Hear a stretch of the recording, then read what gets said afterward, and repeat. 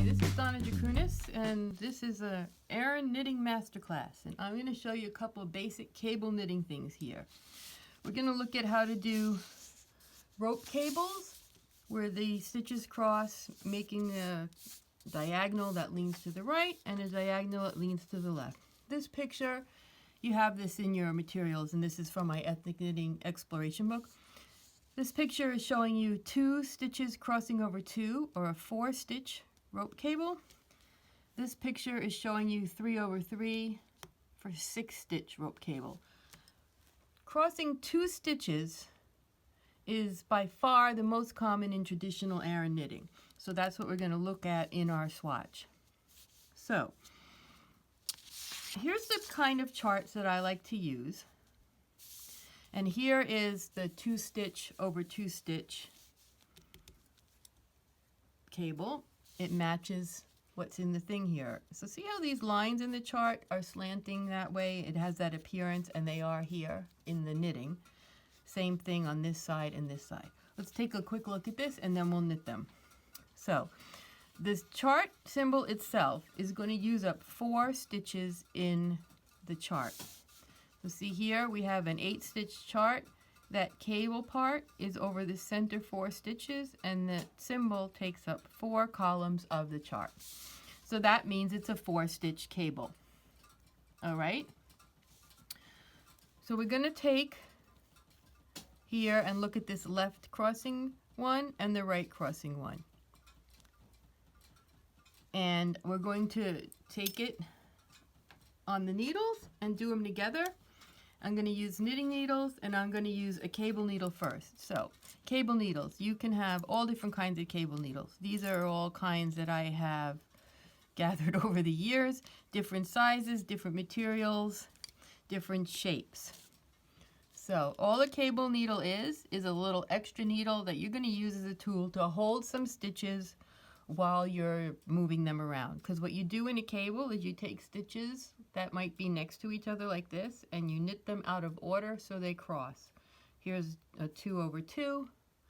Instead of knitting these 2 first and then these 2, you're going to knit these 2 first and then these 2. Or these 2 first and then these 2. So see how I'm just moving them out of order? That's what you do with your stitches. And use this as a tool to help you. So this is the kind I sent you guys in your packages. They're really lightweight. They won't fall out of the stitches because they have this little catch, and they're not too slippery. This has a little catch. It's a little more slippery because it's a smooth wood, so it's not my favorite. I like this better. This one just gets skinnier in the middle rather than having a dip in it.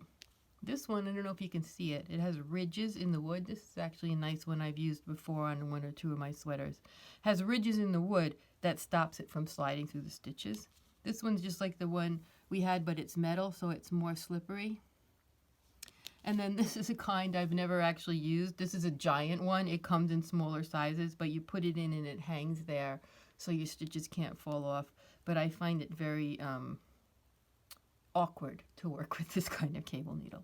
So we'll work with the kind that you had in your package, and you usually pick one that's either the same size or a little smaller than the knitting needles you work with. Okay, so we're going to look at this, and we have those 4 stitches. So let me get up to those 4 stitches on my swatch. And you'll have other stuff in your chart and in your knitting, like, you know, I have a garter stitch edge here, and then I got a couple of purls, and now I'm up to my 4 stitches for my cable. I happen to be on a row where I'm going to cross. So this is the right crossing cable. You can see it in the knitting. So we're going to use this chart. Okay, so we want to take these first 2 stitches and get them out of the way so we can knit the second 2 stitches. Now they're going to go in the front or the back. Well, the chart here says to take them to the back. And if you look here, the 2 lines that start here, they kind of go behind these 2 lines.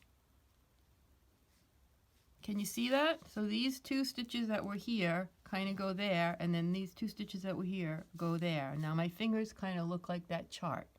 So we're going to hold those stitches in the back.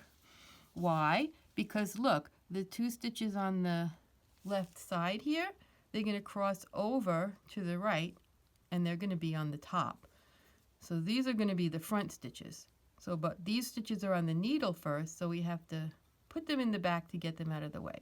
Don't worry if that doesn't like make perfect sense to you all of a sudden. Do it a bunch of times, you'll start to see it.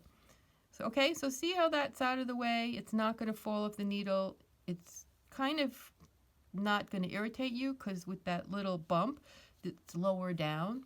So I can easily go here, knit these 2 stitches, and then slide those to the other end of the cable needle and just knit them off the cable needle. Then I'm going to purl the next couple stitches so you can see the cable crossing better. It's easier to see after you get a couple more stitches down the row. Let it go. You can see how it's going to cross that way.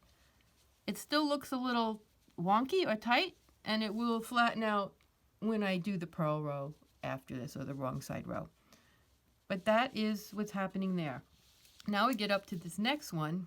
We've got the same thing. We've got 4 stitches, but the stitches are going to be held to the front because they're going to be going that way.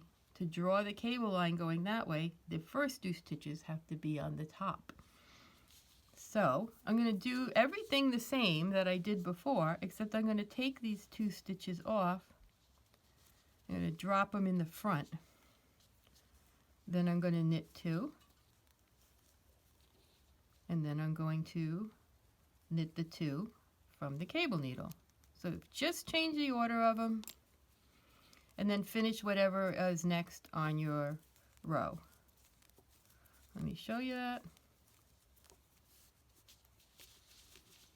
Sometimes people get a little bit of a loose stitch when they do the left slanting cable.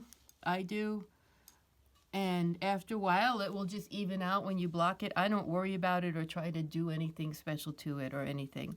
But I've got a right and a left. Now let me do a couple more rows, because if you look at the chart, you'll see that we twist the cable every 6th row for this pattern. So I'm going to do 5 rows. I'll come back. I'll show you how to do those without the cable.